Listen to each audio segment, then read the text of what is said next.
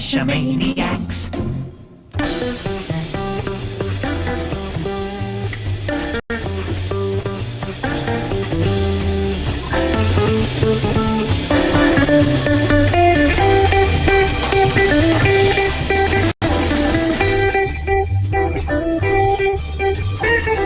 GeoGearHeads.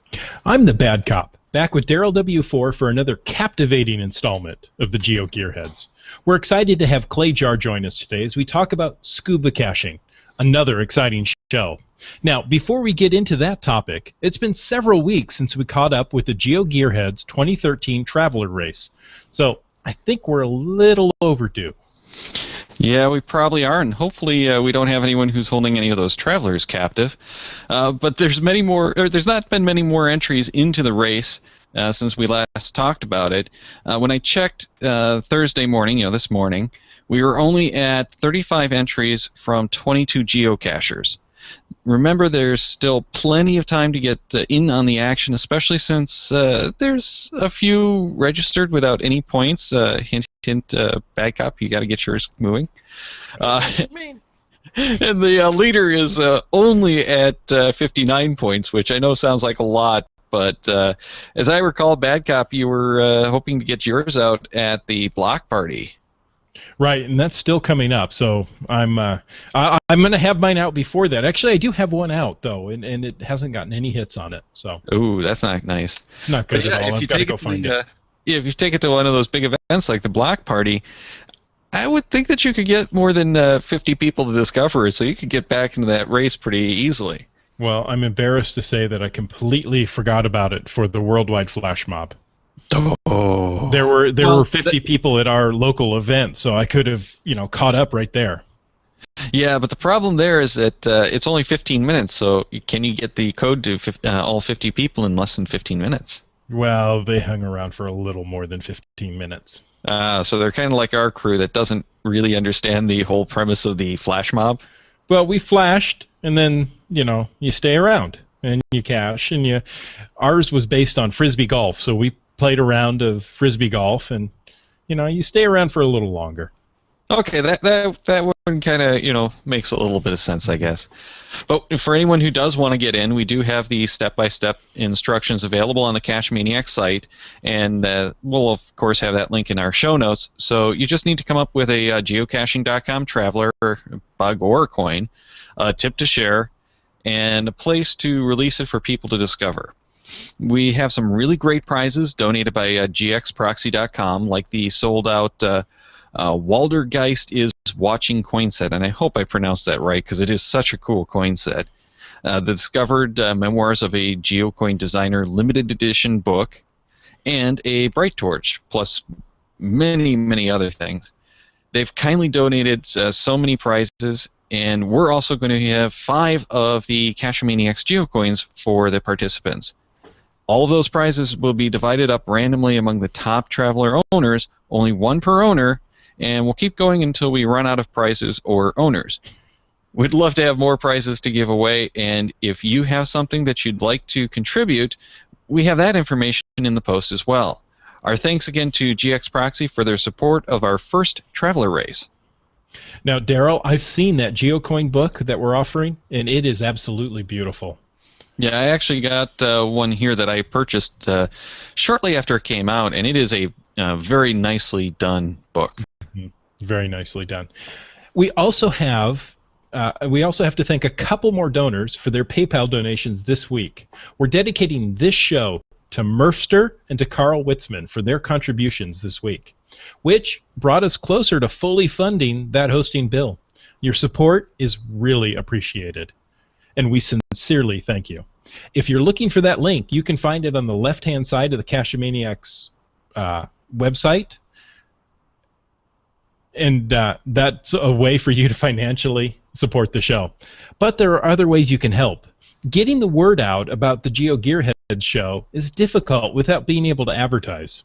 So you can help us in spreading the word through social media, Facebook, Google+, what have you. At events, you could take our shows, burn them to a disc, and hand them out at events, or put them in as prizes for events, and get the word out that way. And even things like iTunes reviews really helps the show. Yeah, it really does, and we really appreciate your efforts. And what I'm going to do is to show my appreciation, I'll be picking one of those supporters each show for the next several shows to receive one of my Daryl W4 and Firefly 03 2011 GeoCoins. So post those iTunes comments, share information about your favorite episodes through social media, and email us at geogearheads@cachemaniacs.com with how you're supporting the show, and you might get to receive one of those coins. We even have our next randomized show on the 23rd, and so what I'm going to do is give an extra coin to someone who has contributed feedback for that show. So for that show, we'll have one coin going to someone who's supported the show and one coin going to one of the contributors. How cool. Daryl, I should start calling you the good cop, because I wouldn't do things like that. Well, that's a perfect match then, isn't it? Now, of course, the easiest way to get those comments to us is in your own voice, and that's to call the feedback line at 206-350-3647. Or, as Daryl just mentioned, you can email us at geogearheads@cachemaniacs.com. You can also use social media like Facebook, Google+, or Twitter to get in touch as well. Now, Randomized 12, that randomized show that Daryl just talked about, is on the 23rd. And it's just one of the upcoming shows. You can send in your feedback. Next week, we're talking about geocache streaks, and we'd love your stories about your attempts and how you plan out streaks. For me, I've kind of cached out my local area, so it's one of those things that, that I'd love to do a streak. I don't know how I can maintain it. I'm going to need your help on that one. Yeah, and the problem with those streaks can be turns into work pretty easy. So we're going to have at least one guest on for that one, and I'm sure we'll get into that quite a bit. Now, in 3 weeks, we're talking with Goblin Dust about his caches. And, I just did some of those very creative caches last weekend. So I'm excited to have him on the show. He was also on the original Cache Maniacs episode 100. Daryl, you did 100 episodes of Cache Maniac. We did more than that, but 100, wow. Yeah, we did 260 episodes, actually. Amazing. So there we go. 3 more great episodes for the next 3 weeks with plenty of chances for you to submit your feedback. Yeah, and I do love getting feedback, especially for those randomized shows, because sometimes we have so much feedback we have to add another show. We keep talking, though, and I think it's about time to bring in Clay Jar to talk about scuba caching. We're very excited to have you on the show, and welcome and thank you so much for joining us today. Well, it's great to be here. Now, we'll start out with talking a little bit about what scuba caching is, because it's not quite, from what I understand, like traditional caching where you just go down, you grab the container, open it up, and sign the log. Because if it were, a box with a bunch of stuff in, most likely it's going to have to be in error, and the air, you open it up and all the stuff goes flying out. But I do understand that there are some of them that are kind of just a log that you sign, and other ones that get a little bit more complicated. So what would people expect when they go scuba caching? Well, the only thing you can always expect is that at least part of the cache is going to be underwater. In my area, we have a lot of caches where the first stage is underwater, and then you find something there like a puzzle cache or a multi-cache and go and find a dry second. I've done some up in the Midwest. A lot of those you have to actually go down, get the cache, bring it back to the surface so you can open it up, sign the logbook, do your trade, and put it back. Other ones are underwater and they're wet, and you just bring your pencil and sign it. I've done one that was a chain, and you just clipped on whatever your trade item was to the chain, which was just floating there. So you end up reading the description a lot, and there's a lot of creativity in how people put them together. Yeah, that sounds really cool. And I imagine that they do take you to cool dive locations. A lot of the ones in my area, in the Great Lakes area, are supposedly on some of the lesser-known wrecks and things like that. So I can imagine that it's, again, a great way that geocaching is taking you to great locations. And just like caches on land, a lot of times you put them in the areas where you don't have as much traffic because, well, nobody likes to get down and find no cache. Without a doubt. Now, as we were talking pre-show, I have a cache that's about a mile from me. It's actually the closest cache to me that I have not found, but it's a scuba cache. So, we were talking before show, is it a legal find if I ask somebody who may be training in the area to dive down, bring the cache up to me, I can sign it and have them put it back?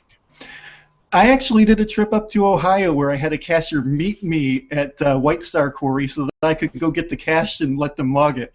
So I see nothing wrong with that. It's not as much fun for you, but... Right.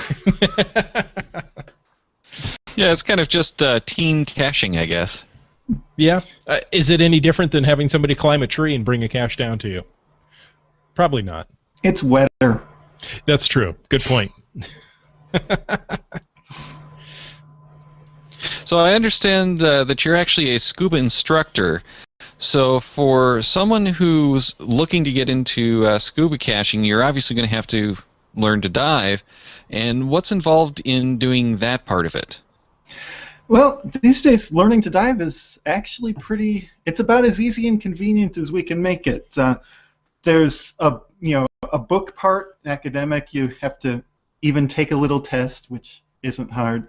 And then you go to a pool with a dive shop or an instructor, and you go through and learn all of these fun skills, how to get the water out of your mask and other things. That generally takes a weekend.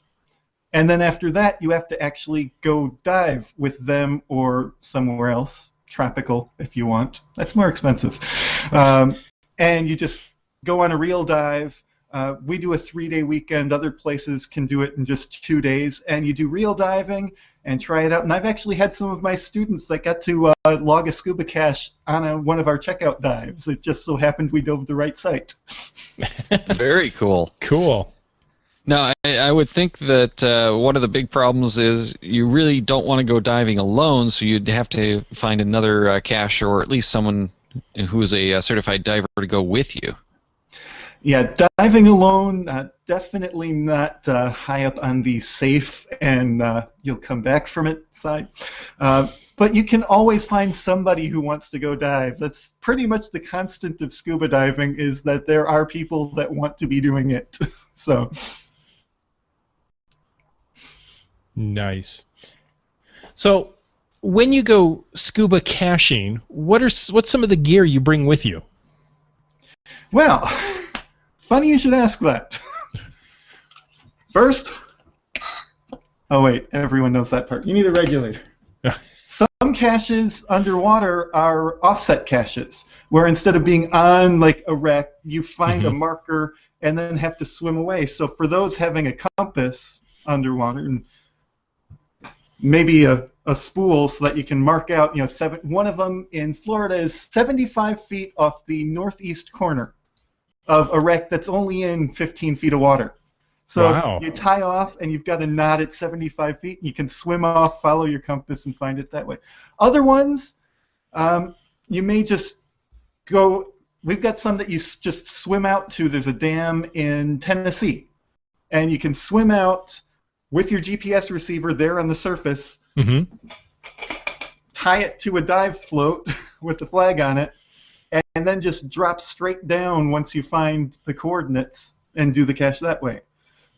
So if you're on a boat, it's pretty easy. You just follow the description, because most of them underwater, since GPS doesn't work underwater, a lot of them are more description-based than coordinate-based. But there are some of each. Well, now you worked into my big question is, how do you use a GPS in scuba diving?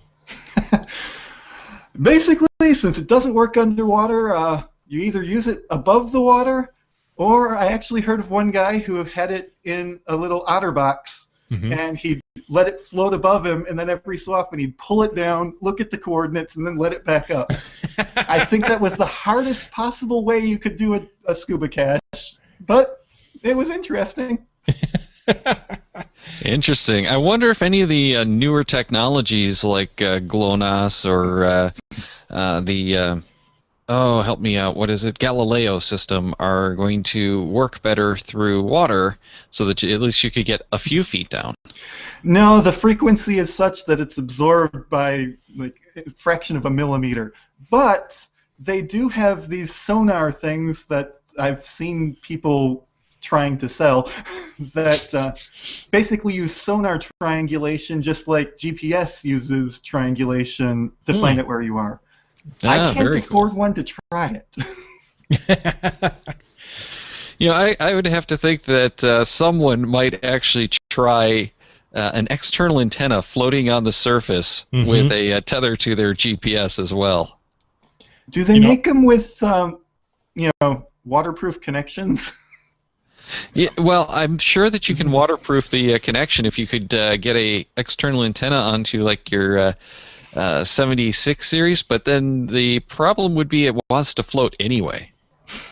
Yeah, you can easily put a hole in an otter box and then seal it up, get the cable in there.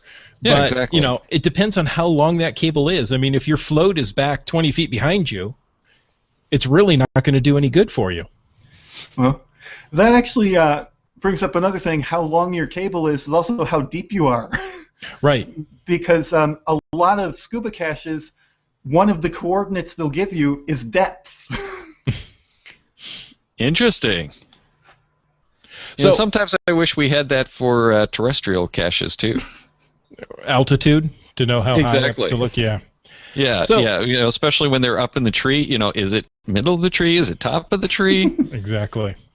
Or just simply, am I looking at the ground or eye level? That's now when you're doing a scuba cache. Now, most of the time, are you swimming along the surface of the water if you bring a GPS with you to get near the coordinates and then dive down?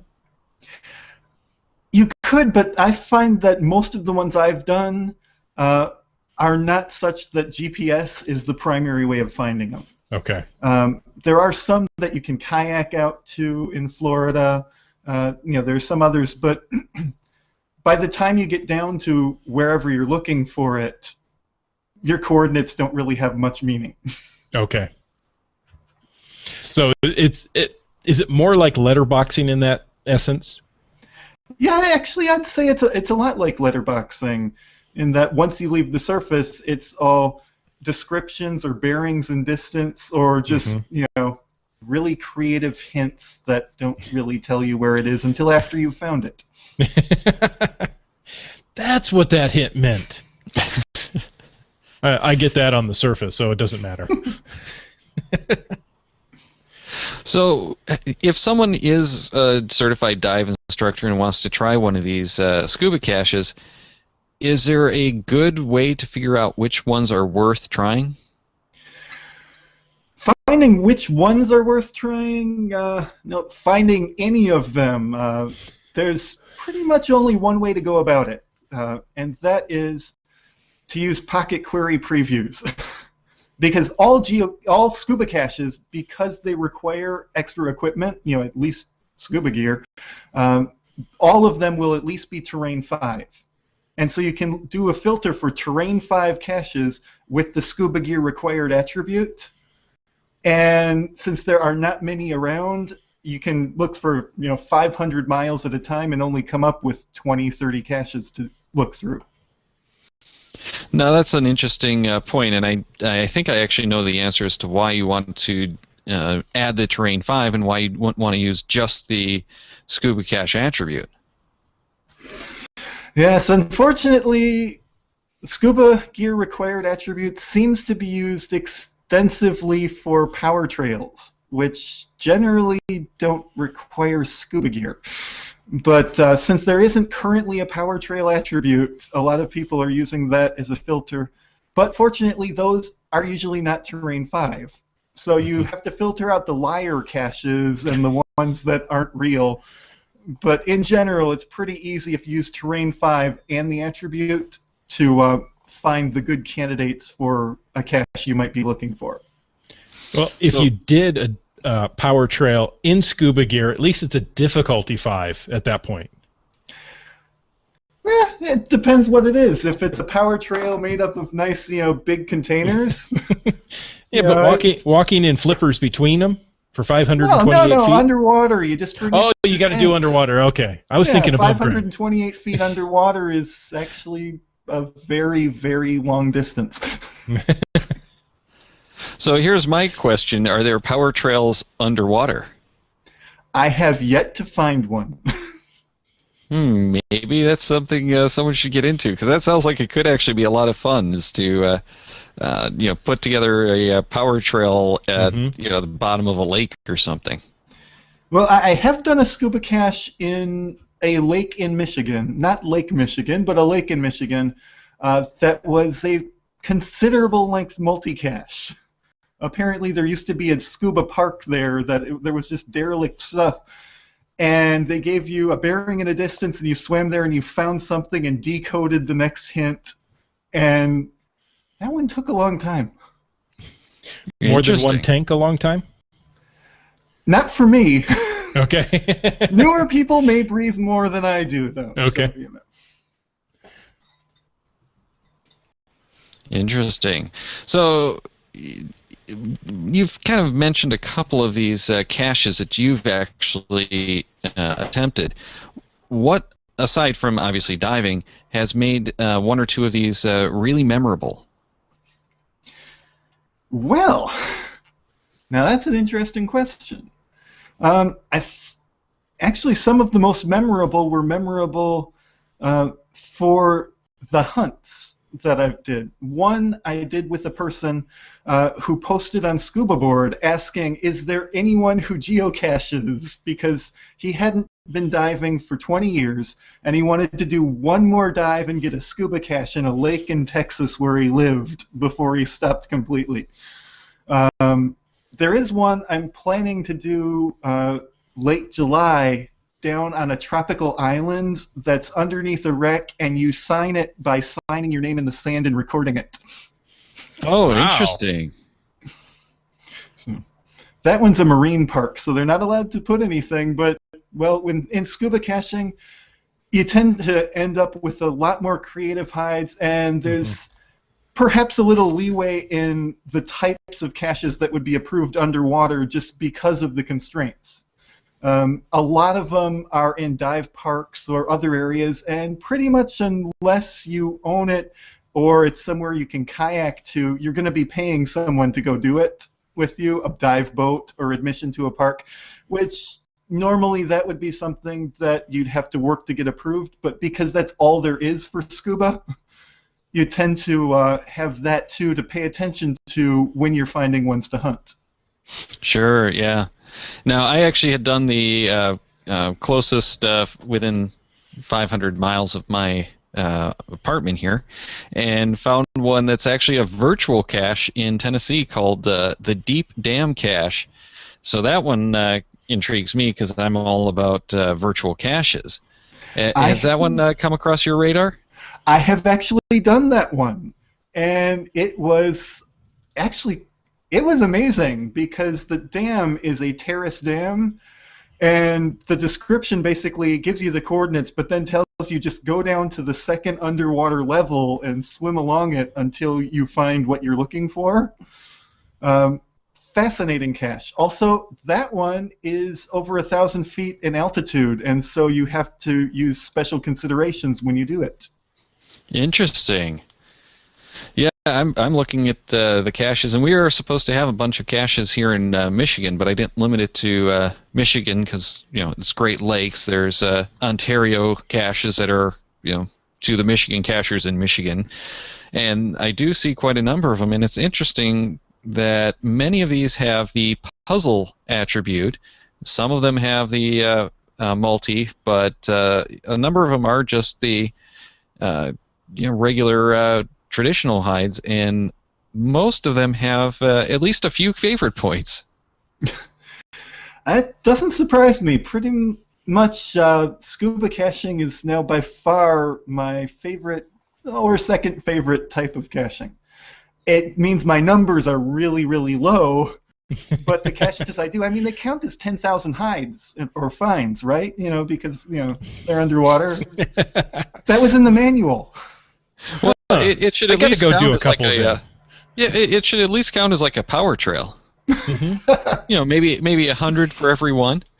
Yeah. But I'm thinking it's kind of more like the early days of geocaching, where you didn't have a whole lot of good or a lot of hides, but what you had were good hides. You know, you had the availability of like every space out there, so people place caches in the spaces that were worth bringing people to, not just placing one under every lamp skirt because, you know, it's the only place left in town that they can put a cache. Well, when I started caching, there were 6 in the entire state of Louisiana. So scuba caching is still about the same distribution as it was back then. Wow. Nice, now, nice. Have you hidden any scuba caches?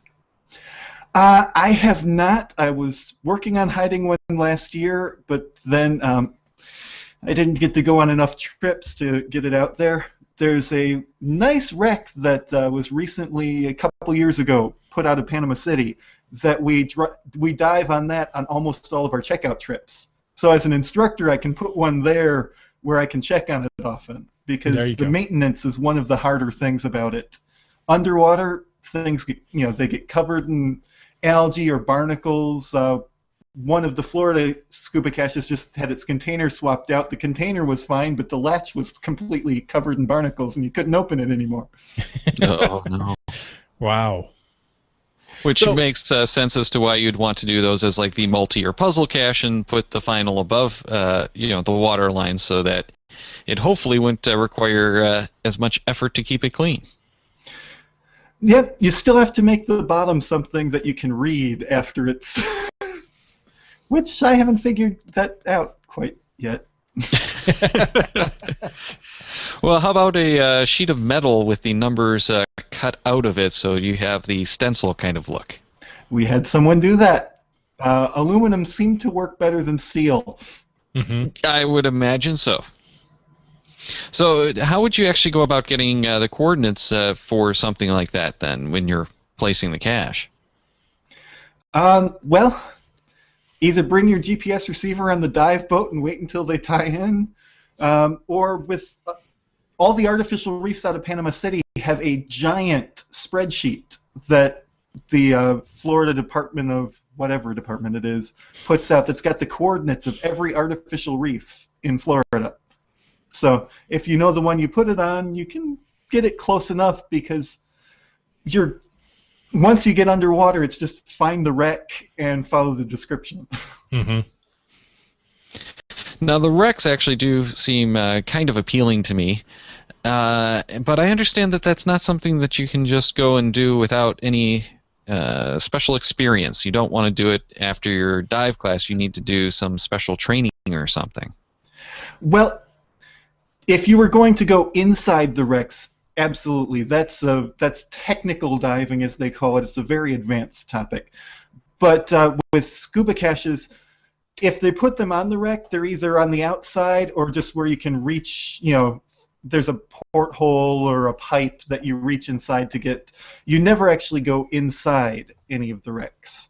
And so we do wrecks on the outside of them, at least, on our basic classes when we bring our students out there to get certified. They stay above 60 feet or so, but Florida Keys, they're 130 foot deep. That's something completely different. But there are a lot of wrecks here and in the Great Lakes, and most of the quarries are shallow enough that they can be put somewhere that, as a trained diver with a buddy or a group, you can go down and find them without too much experience. Although it tends to get easier the more you have. I can definitely see that, and that's why a lot of the wreck diving clubs have so many people going down at once, I imagine. More people is better, unless it's too many, in which case you can only fit so many on an anchor line at one time, let me tell you. Yeah, that, and you don't want to block the entrances and exits with other people trying to get in and out. Oh, that's a story. I imagine that is a story that we probably aren't going to get into tonight. So is there anything that you can really give in closing that might attract people to try scuba caching who otherwise wouldn't have thought about trying it? Basically, scuba caching is it's combining geocaching with the most fun thing in the world, and that is being underwater and inhaling. It's every bit as fun as you can imagine it is, and if you happen to do it somewhere like a beach dive or at a quarry where you come up and there's a little kid looking at you and thinking you're one of those superhero guys, I've had that, and frankly, I don't think I will ever have a moment quite that entertaining and fun. It's very cool. Cool. And hopefully we'll get a few more people hiding scuba caches so there are more to find. Well, yeah, anyone wants to take a class, just fly me to the tropics. I'll do it for free. All right, and with that, we're going to close out this week's show. Thank you again very much, Clayjar, for joining us. No, it's been a pleasure. Thank you so much. Now, remember to send in your questions and comments for our upcoming shows. Next week, we're talking about geocache streaks for episode 72, and then for 73 will be our 12th randomized show. So we're looking for all those questions and comments you might have that might not fill a whole show. Check the Cache-A-Maniacs website at cacheamaniacs.com for more on the GeoGearHeads, including links to this and all of our episodes. We love hearing from our listeners, so leave us feedback by calling 206-350-3647, by emailing geogearheads@cacheamaniacs.com, or through social media. Your support helps keep the Cache-A-Maniacs shows coming. Please consider making a PayPal donation through the link on our website to support the Cache-A-Maniacs shows. GeoGearHeads is produced by Corinne Sumpfenauer and Daryl Wattenberg. This show is copyright 2013 by Daryl Wattenberg. All rights reserved.